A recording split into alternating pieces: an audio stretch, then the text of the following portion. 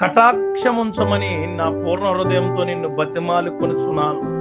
ఎప్పుడైతే దేవుణ్ణి కటాక్షం ఉంచమని బ్రతిమాలుతావో అప్పుడు మన జీవిత గమనాలు మారుతాయి.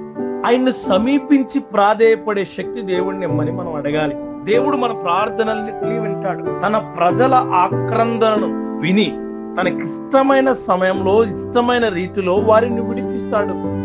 అందుకే కటాక్షముంచు ప్రభువా అని మనం అడగాలి. ఎవరైతే దేవుణ్ణి వెతుకుతారో, హృదయపూర్వకంగా వెతుకుతారో, సంపూర్ణ ఆత్మతో వెతుకుతారో వారు ఆయన్ని కనుగొంటారు.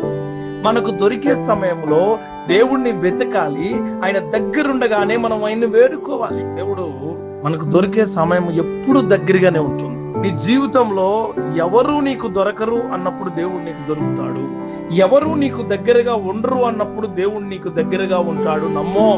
మనుషులందరం కూడా తెలుసుకోవాల్సిన అత్యంత గొప్ప సత్యం ఏంటంటే దేవుణ్ణి కనుక్కోవడం, దేవుణ్ణి తెలుసుకోవడం రెండు సాధ్యమే. ఎందుకంటే మన ప్రార్థనలన్నీ వినేవాడు.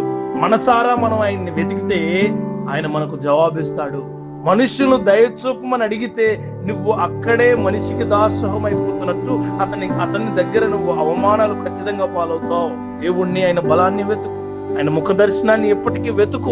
ఆయన క్రియల్ని, ఆయన ఆలోచనలు నువ్వు తీసుకుని ముందుకు వెళ్ళేవాడిగా ఉంటే దేవుడు నిన్ను గొప్ప చేయడానికి సిద్ధంగా ఉంటాడు.